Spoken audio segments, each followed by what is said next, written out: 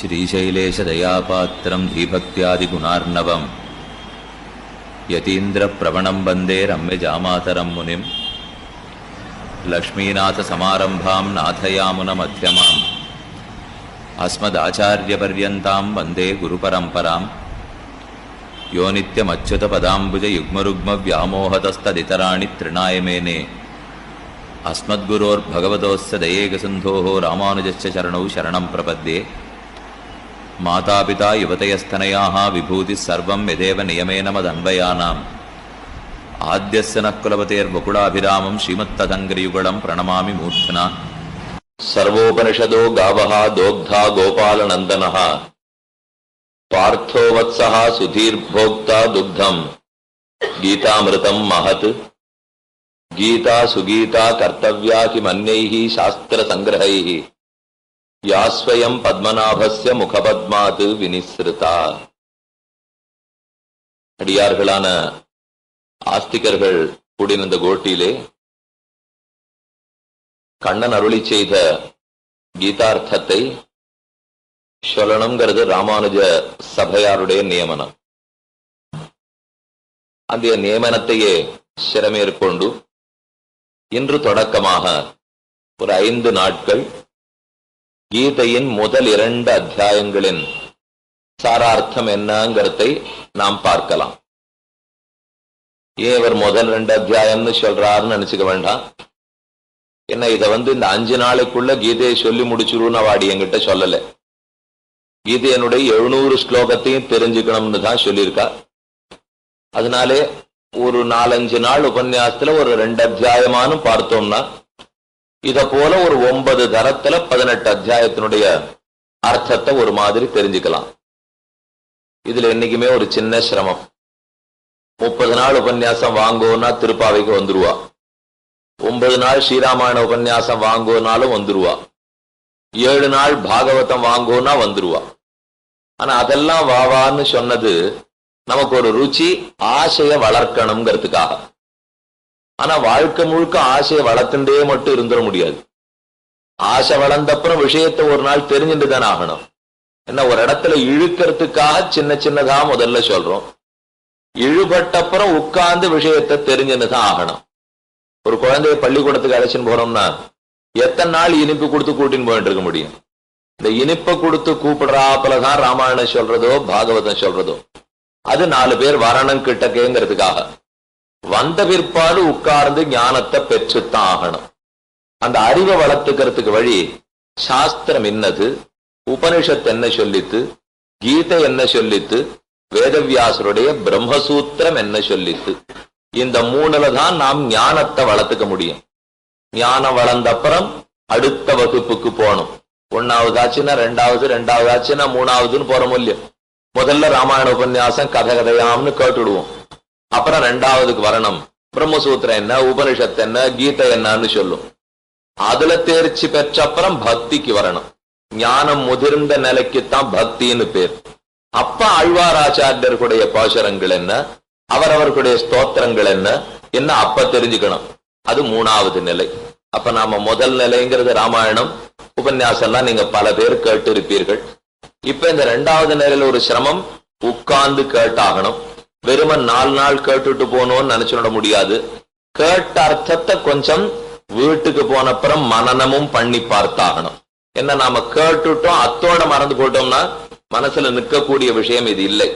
கேட்கணும், மனனம் பண்ணணும். புஸ்தகத்தை கையில வச்சுட்டு இருக்கோம். இப்போ என்ன கேட்டோங்கிறதை குறிக்க முடிஞ்சதுன்னா குறிச்சு வச்சுங்கோ. இப்ப ரொம்ப கட்டப்பட வேண்டாம். முதல் அத்தியாயம் சுலபமா போடும். 2வது அத்தியாயம் கொஞ்சம் சிரமம், பெரிய அத்தியாயமும் கூட. அப்புறம் கொஞ்சம் சுலபமா போச்சுன்னா மறுபடியும் 13, 14, 15 கொஞ்சம் சிரமமான அத்தியாயம். சிரமத்தை பத்தி யாரும் கவலைப்பட வேண்டாம். என்ன சுலபமா ஆக்கிறதுக்கு நம்ம பூர்வாச்சாரியர்கள் ரொம்ப அழகா வியாக்கியானங்கள்லாம் சொல்லியிருக்கா. வியாக்கியானம் இல்லாத போயிருந்தா கீதார்த்தத்தை நாம தெரிஞ்சுக்கவே போறது கிடையாது. அதனால அந்த ஆச்சாரியர்களுடைய திருவடிகளை நாம் வணங்கி இன்று தொடக்கமாக இந்த நிர்விக்னமாக நடத்தி கொடுக்க வேண்டும் என்று அவர்கள் திருவடிகளிலே பிரார்த்தித்து ஆரம்பிப்போம். உங்களிடத்துல பிரார்த்தனை, இன்னைக்கு வந்தோம்னு விட்டு பிரயோஜனம் இல்லை. இது எத்தனை நாள் நடக்குமோ அத்தனை நாள் கேட்டுண்டாத்தான் 700 ஸ்லோகத்தினுடைய அர்த்தத்தையும் கேட்டுக்க முடியும். நீ கொஞ்சம் முதல்ல நாழியை எடுத்து, அடியன் பேர்ல மட்டும் தப்பு சொல்ல முடியாது, அடியன் இடத்துலயும் தப்பு தான். ஏன்னா கிளம்புறதே இன்னும் கொஞ்சம் சீக்கிரம் கிளம்பி இருக்கணும். இவ ஏதோ 20 நிமிஷம் 25 நிமிஷம் தங்கி இருக்கிற இடத்துல இருந்து நினைச்சா அது 3/4 மணி ஆயிடுத்து. அதனால 4ல இருந்து 7:30 தான் உபன்யாசம். 7:30 வச்சுட்டா தான் 7:45 சேர்ந்து ஆரம்பிக்க முடியும். 7:30 வந்துருங்கோ. 1.5 மணி நாழி உபன்யாசம். ஒரு 15 நிமிஷம் உங்களுக்கு ஏதாவது சந்தேகம் இருந்தா கேட்டு தெரிஞ்சுக்கிறதுக்காக கொடுத்துடுறேன். ஆக 1.25 மணி நாளைக்குள்ள முடிச்சிருவோம். அநேகமா 9 தடவையான நடக்கும். ஒரு தடவைக்கு 2 அத்தியாயம்னு வச்சிருந்தா இப்ப நாம பார்க்க வேண்டியது 2 அத்தியாயங்கள். அதுல முதல் அத்தியாயம் கீதைங்கிறதே முதல்ல எதற்காக பிறந்தது? சர்வோபனிஷதோ காவஹா தோக்தா கோபால நந்தனஹா பார்த்தோவத்சஹா சுதீர் போக்தா துக்தம் கீதாமிருதம் மகத். சர்வ உபனிஷத்துக்களையும் பசுமாடுகளாக கண்ணன் வைத்தான். உபனிஷத்துக்கள்லேருந்து கறந்த அர்த்தங்களை நமக்கு கொடுக்கணும்னு கண்ணனுக்கு ஆசை. ஏன்னா வேதாந்தார்த்தம் தான் ஞானத்தை நமக்கு வளர்க்கும். யாரா இருந்தாலும் எந்த சம்பிரதாயமா இருந்தாலும் ஞானத்தால மோட்சம்ங்கிறதுல மட்டும் சந்தேகமே இல்லை. சாஸ்திரம் ஞானான் மோக்ஷான்னு சொல்லித்து. ஞானம் வளர வளரத்தான் இந்த லோகத்திலேயே ஆனந்தம், அந்த லோகத்துல இடமும் கிடைக்கும். ஞானத்தை வளர்த்துக்கிறதுக்கு வேதங்கள் உபனிஷத்துக்கள் 2 சொல்றோம். வேதம் வேதாந்தம்னு சொல்றோம் இல்லையா? இதுல வேதம்ங்கிறதுக்கு பூர்வ பாகம்னு பேர், வேதாந்தம்ங்கிறதுக்கு உத்தர பாகம்னு பேர். பூர்வ பாகம்ங்கிறது கர்ம காண்டம், நாம செய்ய வேண்டிய கர்மாக்களை எல்லாம் சொல்லும். சந்தியாவந்தனத்திலேருந்து ஆரம்பித்து அமாவாசை என்ன, 10 நாள் காரியம் என்ன, கல்யாணம் என்ன, சீமந்த் என்ன, எத்தனையோ கர்மாக்கள் இருக்கு இல்லையா? இந்த கர்மாவெல்லாம் விவரிக்கிறதுக்கு பூர்வ காண்டம்னு பேர். எந்தெந்த யாகம் யஜ்ஞம் எந்தெந்த தேவதையை குறித்து பண்ணணும், அந்தந்த யஜ்ஞத்துக்கு என்னென்ன பலன் கிடைக்கும், இதெல்லாம் பூர்வ காண்டம், தேவதா காண்டம், பூர்வமான கர்ம காண்டம். இந்த கர்ம காண்டத்துக்கு அடுத்ததுக்கு தேவதா காண்டம்னு பேர். கீழே கர்மத்தை பத்தி நிறைய சொன்னேன். இதுக்கு மேல அந்த கர்மத்தால வணங்கப்படுற தேவதைகள் ஆறாருன்னு நீ தெரிஞ்சுக்கணுமே. ஜோதிஷ்டோம யாகம் பண்றோம், இந்திர பதவி கிடைக்கும். வாயுவிய யாகம் பண்றோம், வாயு பகவான குறித்து. இன்னும் எந்தெந்த யாகம் யாரார குறித்து பண்றோம்னு தேவதையை பத்தி தெரிஞ்சுக்கணும் இல்லையா? அதையும் சொல்லும் வேதங்கள். இதுக்கெல்லாம் பூர்வ பாகம்னு பேர். இதற்கு அப்புறம் 12 இருப்போம் கர்மாவை. எந்தெந்த தேவத்தைன்னு தெரிஞ்சுப்போம். கொஞ்ச நாள் கழித்து அதுல ஆசை குறைய ஆரம்பிச்சிடும். சுவாமி கர்மா 30 வருஷமா பண்ணிட்டு இருந்துட்டேன், என்ன கண்டேன், இப்போ நித்தியமான பலன் கிடைச்சதா இல்லையா? அல்பமான பலன். அதுவும் நித்தியமான பலன் இல்ல, முடிஞ்சு போடக்கூடிய பலன் நினைச்சு இவன் ஆசைப்பட ஆரம்பிப்பான். இதை விட வசந்ததா எதான் இருக்குமான்னு. அப்ப வேதத்தினுடைய உத்தர பாகத்துக்கு போனோம். முதல்ல பூர்வ பாகத்துல இருந்தோ கர்ம காண்டம்னு பேரு. கர்மத்தை பண்ணி பண்ணி பிராமணோ நிர்வேதமாயாத்துன்னு சாஸ்திரம் சொல்லும். பிராமணனுக்கு ஒரு வெறுப்பு வந்துடும். இதை எத்தனை நாள் பண்ணிட்டு இருக்கிறது, இதுக்கு ஒண்ணு முடிவே இருக்கிறதா தெரியலையே. இப்ப நாமே பூனல் போட்டா எடுத்து ஆச்சு 7-8 வயசுல போட்டா, இன்னைக்கு வயசு 40 இருக்குன்னா 33 வருஷமா பண்ணிட்டு இருக்கமா? அடி எனக்கு 40க்கே 33ன்னு தோணித்துன்னா இப்ப 70 வயசு பண்ணிட்டு இருக்கிறவாளுக்கு என்ன தோணும்? சுவாமி 70 வருஷமா பண்ணேனே, இப்போ என்ன கிடைச்சுடுது? சந்தியாவந்தனத்தால மோட்சம் கிடைக்குமா? ஒருத்தர் கேட்டார். கண்டிப்பா கிடைக்காது. சந்தியாவந்தனம் பண்ணத்துக்காக ஒத்துரு ஸ்ரீவைகுண்ட பதவி கொடுக்கவே போறதில்லை. அப்ப விட்டுடலாமான்னு கேட்டா விடுறதுக்கும் வழி இல்லை. சந்தியாவந்தனம் பண்ணத்துக்காக புண்ணியம் கிடைக்காது, நிறுத்தி விட்டா பாவம் வரும். இதுதான் சந்தியாவந்தனத்துல பெரிய கட்டம். இந்த மாதிரி எத்தனையோ கர்மாக்கள் இருக்கா. இவன் கீழேந்து ஒரு கர்மாவா பண்ண ஆரம்பிக்கிறான். அடுத்து அடுத்து அடுத்துன்னா இந்த ஊர்ல ஒண்ணும் இல்லைன்னு தெரிஞ்சுட்டேன். சரி இந்திர பதவி கிடைக்கும்னு ஜோதிஷ்டோம யாகம் பண்ணேன். இந்திர பதவிக்கும் போய் சேர்ந்துட்டேன். நினைச்சுட்டு இருக்கேன் அது ரொம்ப வசதி. ரம்பா திலோத்தமா ஊர்வசி மேனகா இவெல்லாம் சுத்தி சுத்தி நாட்டியம் ஆடிண்டே இருப்பா. பார்த்துட்டே சௌக்கியமா சோமபானம் அந்த பானம் இந்த பானம் எல்லாத்தையும் சாப்பிட்டு சுகமா இருந்துள்ளான்னு நான் நினைச்சிருந்தேன். ஒரு நாள் அங்க உட்காந்து இருக்கறச்சே மூலையில ஒத்தனை குப்புற பிடிச்சு தள்ளிட்டு இருந்தா ஊர்வசி. எதுக்கு அவனை பிடிச்சு தள்ளுறேன்னு நான் கேட்டேன். அவர் பண்ண புண்ணியம் முடிஞ்சு போயிடுத்து, அதனால கீழே பிடிச்சு தள்ளுறேன்னா. எனக்கு அப்பதான் மெதுவா துணுக்குன்னுது, இந்த ஊர்ல இருந்து திருப்பி அனுப்பிச்சிருவா போல் இருக்குன்னு அப்பதான் தோணித்து. என்னையும் பிடிச்சு தள்ளுவீளான்னு கேட்டேன். இன்னைக்கு தள்ள மாட்டோம், நாளைக்கு தள்ளுவோம்னா. ஏன்னா இன்னைக்கு உங்க புண்ணியம் முடியறதா இல்ல, நாளைக்கு முடிஞ்சு போயிடும், பிடிச்சு தள்ளி விட்டுருவோம்னா. இப்போ இது நித்தியமான பலம் நினைச்சேன். இதுவும் நித்தியம் இல்லையா? அப்ப இதுக்கு மேல ஏதானு இருக்கான்னு ஆகாசத்தை பார்த்தேன். என்னைக்குமே மேல பாக்குறதா மனுஷனுக்கே வழக்கம். இது முடிஞ்சு படுத்துனா அடுத்தென்ன, அது முடிஞ்சு படுத்துனா அடுத்தென்ன. அதே போல இந்தூர் போரும்னு தோணி ஜோதிஷ்டோம யாகத்தால சொர்க்கத்துக்கு போனேன். ஸ்வர்க்கமும் நித்தியம் இல்லைன்னு தெரிஞ்சுட்டேன். ஸ்வர்க்கத்துக்கு மேல பார்த்தேன், வைகுண்டம் தான் இருக்குன்னு சொல்லிட்டார். சரி, அதுக்கு போறதுக்கு என்னன்னு வேதத்திடத்தை கேட்டேன். பூர்வ பாகத்துல அதுக்கு விஷயம் இல்லே, உத்தர பாகத்துக்கு போ, அதுக்கு பிரம்ம காண்டம்னு பேர். முதல் பாகத்துக்கு கர்ம காண்டம்னு பேரு, பண்ண வேண்டிய கர்மாவெல்லாம் சொல்லித்து. அடுத்த பாகத்துக்கு பிரம்ம காண்டம்னு பேரு. இந்த கர்மத்தை பண்ணி பண்ணி உனக்கு வெறுப்பு வந்துருத்தா, இதனால பெருசா ஒண்ணு கிடைக்க போறது இல்லைன்னு தெரிஞ்சுண்டியா, இப்பவா பிரம்மத்தை பத்தி சொல்லித்தரேன். ஏன்னா அந்த பிரம்மத்தை அடையணும்னா பெருமானுடைய ஸ்ரீவைகுண்டத்துக்கு போனோம் இல்லையா, இப்பவான்னு அதை சொல்ல ஆரம்பிக்க. அதுக்கு உபனிஷத்துக்கள்னு பேர். உபனிஷத்துக்கள் 10 உபனிஷத்துக்கள். ஈஷா, கேன, கட, பிரஷ்ன, முண்ட, மாண்டூக்கிய, தித்திரி, ஐதரேய, சாந்தோக்கிய, பிருகதாரண்யக 10 உபனிஷத்துக்களை தசோபனிஷத்து தசோபனிஷத்துன்னு சொல்லுவோம். இந்த உபனிஷத்துக்களை நாம தெரிஞ்சுக்கலாம். ஆனா அதுல என்ன கட்டம் தெரியுமா, வேதத்தினுடைய அந்தம் உபனிஷத்துன்னு சொல்லுவோம். வேத சிரஸ், உடலுக்கு எது முக்கியமான பாகம்னா தலைன்னு சொல்லிடுவோம் இல்லையோ, அதே போல வேதத்துக்கு எது முக்கியமான பாகம்னா வேதாந்தங்கிற உபனிஷத்துன்னு சொல்லிடுவோம். அந்த உபனிஷத்தை நாம தேட போனா எல்லாரும் அதை வாசிக்கிறதுக்கு வழி இல்லை. ஏன்னா திரைவர்ணிகர்கள் தான் உபனிஷத்தை வாசிக்கலாம். பிராமணனாகவோ கஷத்திரியனாகவோ வைசியனாகவோ இருக்கணும்.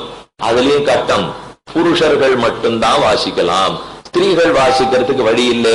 இப்ப நமக்கு என்ன சந்தேகம் வரும்னா, அப்ப இவ மட்டும்தான் ஸ்ரீவைகுண்டத்துக்கு போலாமா, நாங்க போறதுக்கு வழி கிடையாதா? எந்த உபன்யாசமான புருஷால விட நாங்க தான் அதிகமா இருக்கோம். எந்த நல்ல சங்கீத கச்சேரினாலும் அவர்களை விட நாங்க தான் அதிகமா இருக்கோம். ஆனா அவர்களுக்கு மட்டும்தான் வேதம் உண்டு உபனிஷத்து உண்டுன்னு சொன்னா, இன்னைக்கு எந்த உபன்யாசகனும் ஸ்திரீகளுடைய ஆதரவு இல்லாத எந்த உபன்யாசத்தையும் பண்ணிடவே முடியாது.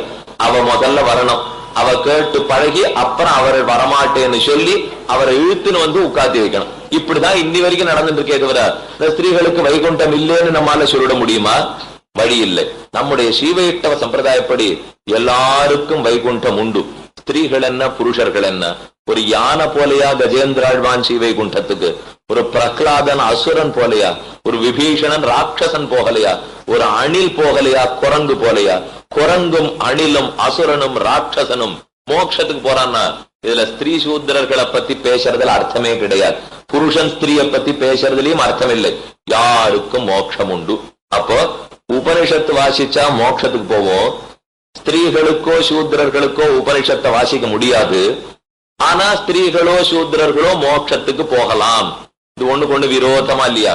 ஏன்னா எல்லாரும் மோட்சத்துக்கு போலான்னு சொல்லிட்டோம், உபனிஷத்து கற்றா மோட்சத்துக்கு போலான்னு சொன்னோம். உபனிஷத்தை வாசிக்கிற யோகியதை இவாளுக்கு கிடையாதுன்னுட்டோம். அப்ப கண்ணன் பார்த்தான், நான் இவாளுக்கு வேற ஏதானும் கொடுத்துட்டு போறேன், அது என்ன உபனிஷத்து மூலமாகத்தான் போகணும்னா உபனிஷத்தை வேற மாதிரி உருவத்திலே ரூபத்துல அடியார்கள் எல்லாருக்குமா கொடுக்கணும் என்று கண்ணனுக்கு திருவுள்ளம். அதனாலதான் எம்பெருமான் வேதத்துக்கும் வேதாந்தத்துக்குமாக சில அங்கங்களை எல்லாம் படைத்தான். வேதாந்தத்தை சில பேர் மட்டும்தான் வாசிக்க முடியும். ஆனா அதுக்குன்னு சிலதை மேல படைத்தான். இதிகாசம், புராணம், ஸ்மிருதிகள். ஸ்மிருதி இதிகாச புராணம்னு சொல்லுவோம். இதிகாச புராணத்தை யாரும் கத்துக்கலாம், ஸ்மிருதியை யாரும் கத்துக்கலாம். ஸ்மிருதினா என்ன? வேதம்ங்கிறது ஸ்ருதி. ஒருத்தர் சொல்ல ஒருத்தர் கேட்டுண்டே வந்திருக்கும் இல்லையோ, ஆச்சாரியன் ஒருத்தர் உச்சரிப்பர், விஷேத்வோர்ஜேத்வா, சிஷ்டன் சொல்லணும் விஷேத்வா உர்ஜேத்வா, விஷேத்வா உர்ஜேத்வா, 2 பேரை திரும்பி சொல்லுவோம். உச்சாரண அனுச்சாரணம்னு சொல்லுவோம். நான் உச்சரித்தா சிஷ்யன் திரும்ப உச்சரிக்கிறானோ இல்லையோ, இப்படியேதான் ஒருத்தருக்கு ஒருத்தர் காதலியே போகும். ரகசியங்களையும் வேதத்தையும் அஷட்கரணம்னு சொல்லுவா. அஷட்கரணம்னா 6வது காதுக்கு படக்கூடாதுன்னு அர்த்தம். சொல்றவன் காது 2, கேட்கறவன் காது 2. இது ஒரு இடத்துல சொல்லியிருந்தேன். ஒருத்தர் உடனே வேடிக்கையா இருந்து கேட்டார், சாமி 5வது காதுக்கே படக்கூடாது, ஏன் 6வது காதுன்னு சொல்லி வச்சிருக்குன்னார். 5வது இல்லைன்னா 6வது இல்லைன்னு அர்த்தம். நான் தனியா ஒரு காதை மட்டுமா வச்சு கேட்க போறான். அதனால 5 இல்லைன்னா 6ஐயும் சேர்த்து சொல்லிக்கிறோம் இல்லையோ. ஒரு ஆச்சாரியன் சொல்ல ஒரு சிஷ்யன் கேட்கிறான், 3வது நபருக்கு அது காதுல படுறதே கூடாது. இப்படி வந்ததுதான் ஸ்ருதி. இந்த புஸ்தகத்துல அச்சு போடாமல் கேட்டு கேட்டு கேட்டே வந்திருக்கோம் இல்லையோ, இந்த வேதத்துக்கு ஸ்ருதின்னு பேர். வேதத்தை மனசால நினைத்து நினைத்து எழுதப்பட்டது ஸ்மிருதி. ஸ்மிருதின்னு என்ன? ஸ்மரணம்னா சிந்தனம் இல்லையோ. வேதத்துல என்னென்ன சொல்லியிருக்கோ அதை நினைச்சு நினைச்சு எழுதப்பட்டது ஸ்மிருதி. இதிகாசம்னா வேதம் சொன்னபடி எம்பெருமான் நடந்து காட்டுவன், ராமனாக கண்ணனாக, அதை பத்தி எழுதி வச்சது இதிகாசம். புராணம்னா சிருஷ்டின்னா என்ன, பிரளயம்னா என்ன, ரட்சணம் என்ன, எந்தெந்த வம்சம், சூரிய வம்சம் என்ன, சந்திர வம்சம் என்ன, இந்த கதையெல்லாம் சொல்றது புராணம்.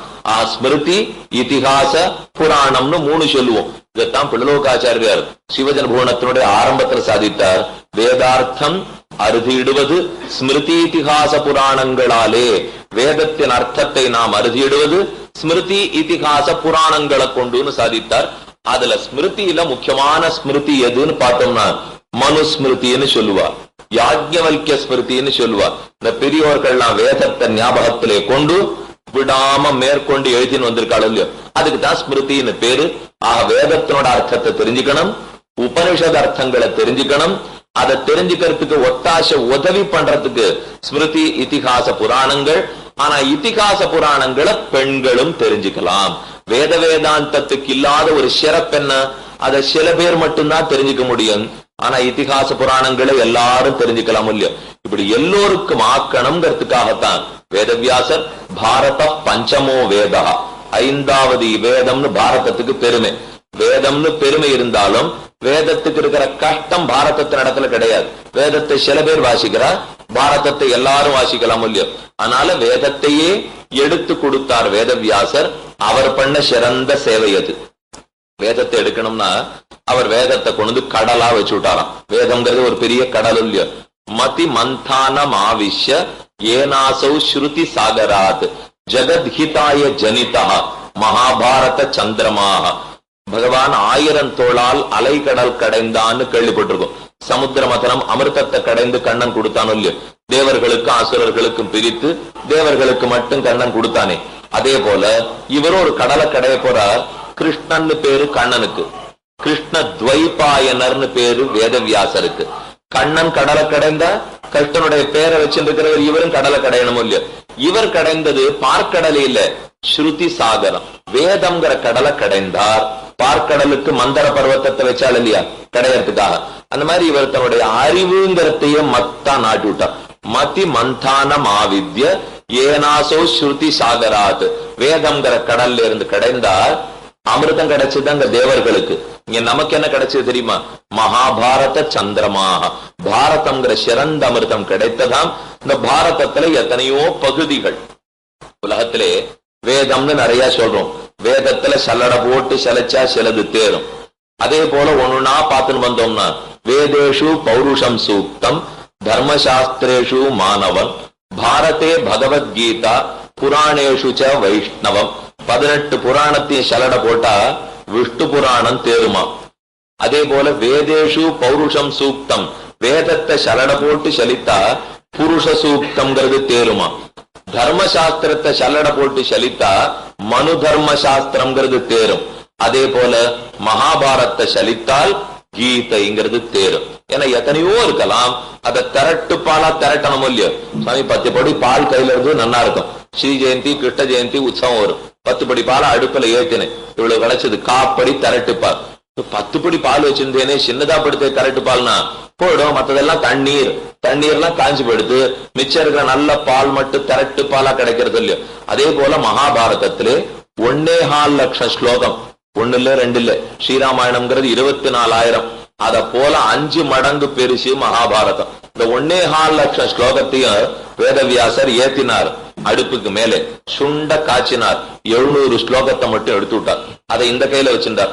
இன்னொரு பகுதி இருக்கு, விஷ்ணு சஹஸ்ரநாமாத்தியாயம். அதுவும் மகாபாரதத்துல தானே இருக்கு. அதை இந்த கையில வச்சிருந்தார். 2 கைக்கு 2 நம்ம கிட்ட கொடுத்துட்டு போயிட்டார். ஒண்ணு கண்ணன் சொன்னது, ஒண்ணு கண்ணனை பத்தினது. இவ்வளவுதான் 2த்துக்கு வித்தியாசம். இப்போ கண்ணனே சொன்னது கீதை, கண்ணனை பற்றினது ஸ்ரீ விஷ்ணு சஹஸ்ரநாமாத்தியாயம். சம்பிரதாயத்துல கேட்டோம்னா கீதையை விட சஹஸ்ரநாமத்துக்கு வைபவம் விடுவா. என்னதான் இருந்தாலும் இது கஷ்டப்பட்டு தெரிஞ்சுக்க வேண்டியிருக்கு சுவாமி. இந்த கஷ்டப்பட்டாலும் கிடைக்குமா கிடைக்காதான்னு தெரியல, அது சொன்னா நிச்சயமா கிடைக்கும்னு தெரியல சொல்லு. அதனால சஹஸ்ரநாமாத்தியாயம் சுலபமாக இருக்கு, சுலபமான பயனையும் கொடுத்துடுறது அப்படின்னு இதுக்கு வர வேண்டாம்னு நினைச்சுடாதீங்க. அந்த சஹஸ்ரநாமத்தினுடைய வைபவம் தெரியணும்னா கண்ணனுடைய வைபவம் தெரியணும் இல்லையா. கண்ணனுடைய திருநாமத்தை தான் சஹஸ்ரநாமம் சொல்றது. அப்ப கண்ணனுக்கு எத்தனை பெருமைன்னு தெரிஞ்சாத்தானே அவன் திருநாம பெருமை எனக்கு தெரியும். கிருஷ்ண வைபவம் தெரிந்து கொள்ள கீதையை கேட்டே ஆகணும். அதனால மகாபாரதத்தையே வைத்து எடுத்து கொடுத்தார். எல்லா உபனிஷத்துக்களையும் பார்க்கடலாக வைத்து கடைந்தெடுத்து மகாபாரதம்ங்கிற அமிர்தத்தை வேதவியாசர் கொடுத்தார். அதே போல கண்ணன் இப்ப கடைய ஆரம்பிக்கிறான்.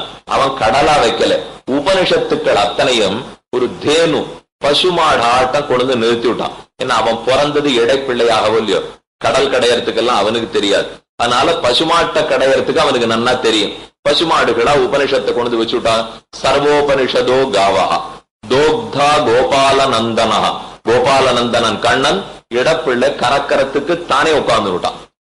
அடுத்தது பார்த்தோவத்சா, பசுமாடு பாலை கறக்கணும்னா முன்னாடி கண்ணுக்குட்டி இருக்கணும். கண்ணுக்குட்டி இருந்தா தானே பசு பால் சுரக்கும். முன்னாடி கன்று ஸ்தானத்துல அர்ஜுனனை கொண்டு நிறுத்தி விட்டான்.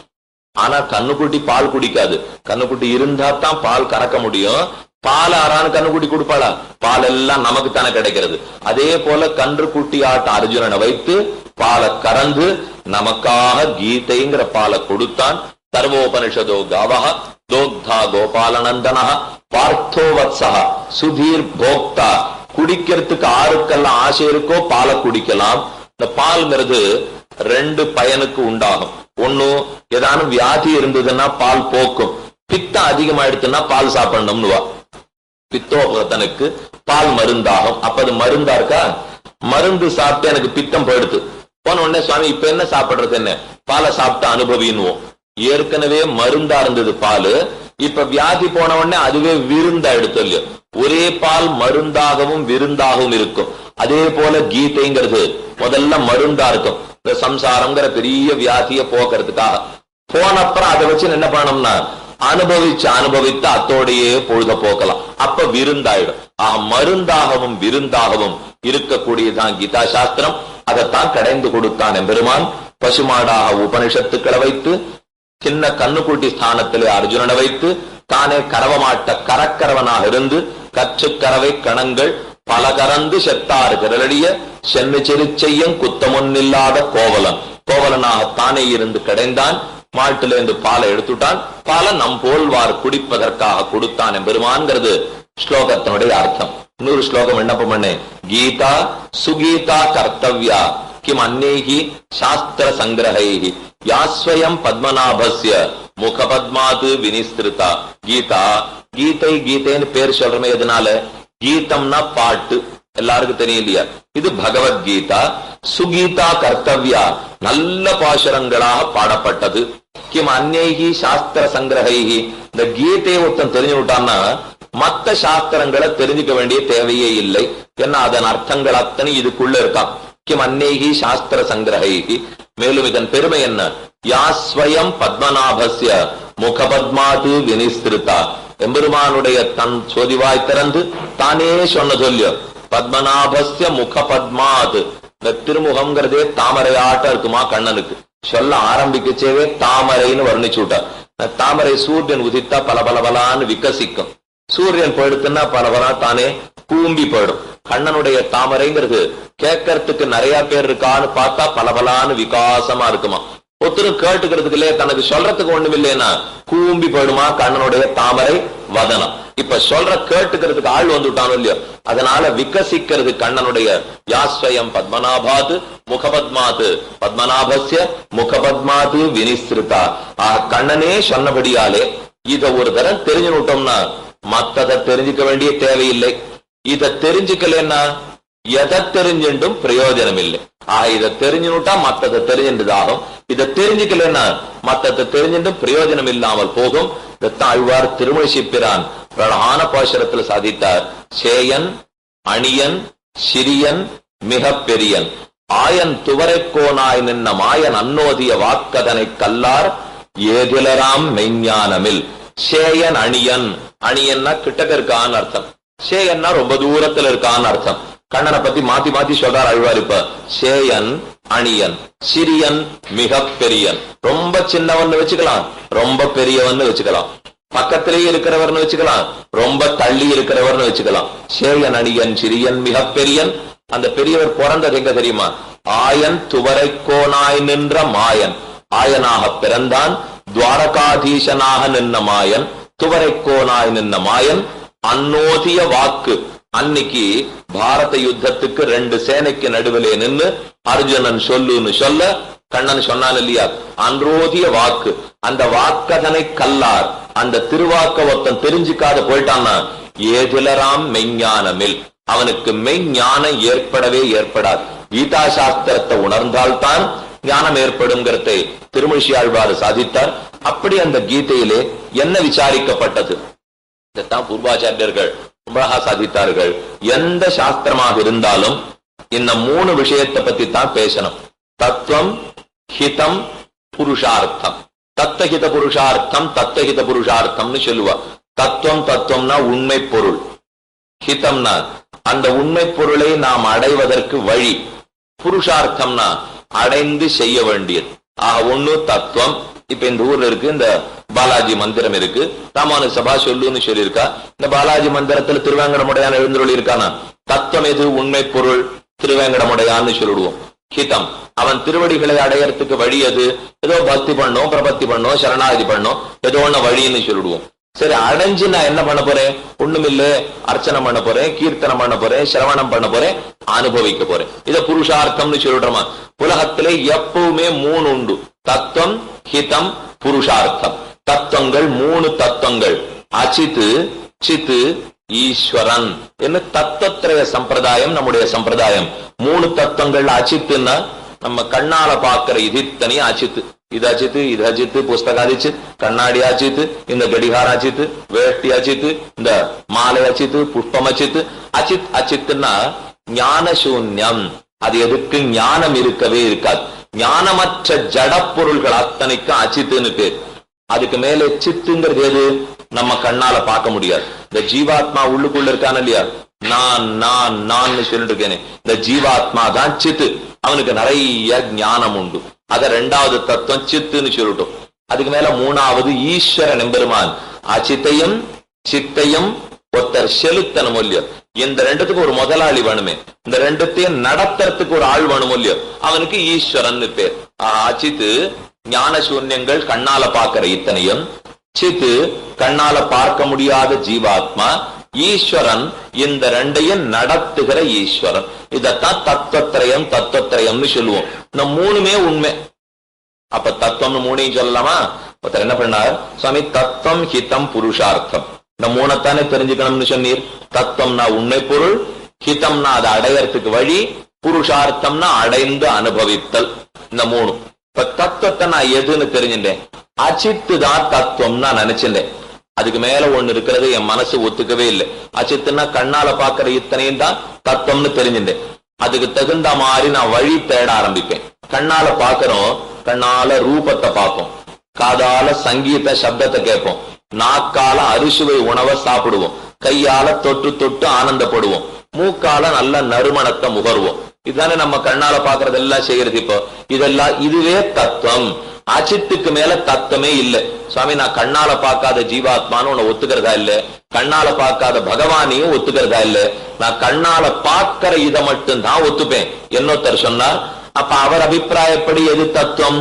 அச்சித்து மட்டும்தான் தத்துவம். அவர் சித்தையும் ஒத்துக்க போறதில்லை, அவர் ஈஸ்வரனையும் ஒத்துக்க போறதில்லை. முதல் அச்சித்தை மட்டும் ஒத்துண்டார். அப்ப அதை அடையறதுக்கு வழி என்னன்னு அவர் தேட ஆரம்பிப்பாரா? ஓடி ஆடி பணம் சம்பாதித்தல். இது வேணும்னா பணம் வேணும், இதை வாங்கணும்னா பணம் வேணும், இதை வாங்கணும்னா பணம் வேணும். அப்ப இந்த கடிகாரத்தை அடையறதுக்கு வழி என்ன? ஓடி ஆடி பணம் சம்பாதிக்கணும். அதுதான் அவரை பொறுத்த வரைக்கும் ஹிதம். அடுத்தது புருஷார்த்தம்னா கடையில போனேன், 10,000 ரூபாய் கொடுத்தேன், வாங்கிட்டு வந்தேன், போட்டு திரும்ப திரும்ப பார்த்துட்டு எல்லாருக்கும் கூப்பிட்டு எங்கிட்ட இருக்க கடிகாரம் மாட்டம் ஆர்ட்டும் இல்லை சொல்லி முடிச்சு விட்டேன். இது புருஷார்த்தம். அச்சித்து தான் தத்துவம் நினைச்சிருந்தா அதுக்கு தகுந்த ஹிதம், அதுக்கு தகுந்த புருஷார்த்தம். இந்த 3 முடிஞ்சு போயிட்டா அடுத்தது ஏதாவது சாப்பாடு, அதுவும் அச்சித்து தானே. சாப்பாடே தான் சுவாமி தத்துவம். உணவை தவிர எனக்கு வேற தத்துவமே தெரியாதுன்னா அப்ப அதுக்கு என்ன பண்ணணும்? சாப்பிடறதுக்கு ஓடி ஆடி சம்பாதிக்கணும், நல்லா தளிக பண்ண தெரியணும். தெரிஞ்சுட்டா அதான் ஹிதம். புருஷார்த்தம் என்ன? 1 வேளை 2 வேளை 3 வேளை 4 வேளை உட்காந்து சாப்பிட்டு சாப்பிட்டு அனுபவிச்சிடறோம் இல்லையோ, இது புருஷார்த்தம். ஒரு சாதாரண மனுஷனை கேட்டா அவன் எதை புருஷார்த்தம்னு சொல்லுவான் தெரியுமா? 4 வேளை சாப்பாடு கிடைத்து உடம்புல ரோகம் இல்லாத இருந்தா போரும் சுவாமி, ஆரோக்கியம் இருந்துட்டா இதுதான் புருஷார்த்தம்னு. அவன் வைகுண்டத்தை பத்தியும் பேச போறதில்லை, ஈஸ்வரனை பத்தியும் பேச போறதில்லை, அவனுக்கு தெரிய போறதில்லை. சத்ரு பீடை இல்லாம இருந்தா சரி, வியாதி இல்லாம இருந்தா சரி. வியாதி வெக்க இல்லை, சத்துருக்கள் யாரும் இல்லை, 4 வேளை சாப்பாடு கிடைக்கிறது படுத்தா தூங்கலாம் இப்படின்னு சொல்லிட்டா புருஷார்த்தம் அத்தோட சரி. ஆழ்வார கேட்டாத புருஷார்த்தம்னு ஒத்துப்பறா? இதுவா? இதை நினைச்சுதான் நான் துடிச்சுட்டு இருக்கேன்னு அவர் சொல்றதுக்கு ஆரம்பிப்பார். ஏன்னா அவர் அபிப்பிராயப்படி தத்துவமே வேற. தத்துவத்தை அச்சித்துன்னு புரிஞ்சுட்டான்றா இது பின்னாடி